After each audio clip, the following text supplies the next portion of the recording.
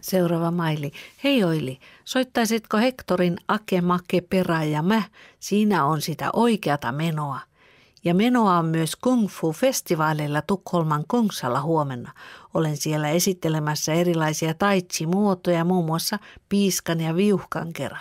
Myös melko pitkälle kouluttautunut 10-vuotias tyttäreni esiintyy. Terveisiä kaikille ja tervetuloa, Ari Lindberg. Palataan Arin toivebiisiin, joka oli Hector Rockin suosituin, Ake Make Perä ja mä. Ake tempas kivellä päähän, talkkari jo se liukastui jäähän.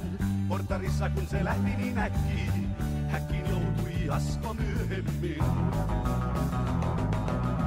Make luunas kellarin pommin, minä myöskin mukana hommin.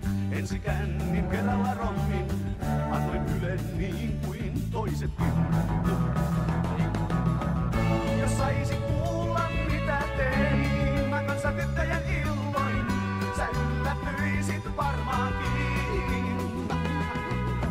Ei pidä luulla, että vein mä niiltä kunnian silloin, kun tuskin uskalsin mä koskee, aroin kuulin jotakin poskee.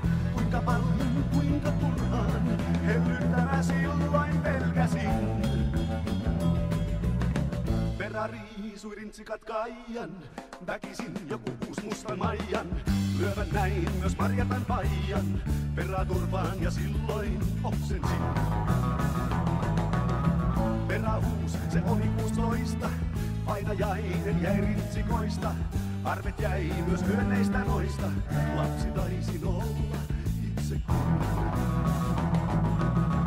Jos saisit kuulla mitä tein, mä kanssa tyttöjen illoin, sä yllätyisit varmaankin. Ei pidä luulla, että vein mä niiltä kunnian silloin, kun tuskin uskalsin mä koskee, aloin kuulin jotakin koskee. Kuinka paljon, kuinka turhaan, hellyttävä silloin pelkäsin. Koulu päättyi taas sumivirteen, Jussi huusi kommarit irteen. Perä juoksi kattoja pitkin, kun kotiin pääsin, itkin minäkin. Vaihtui vuosi, kymmeniä vuosi, kuteisiin tuli hillitty vuosi. Rokki vaihtui Kristiin ja muun, silloin kuuhun lensin takaisin. Jos saisit kuulla mitä tein, mä kanssa tyttöjen illoin, sä yllätyisit varmaankin.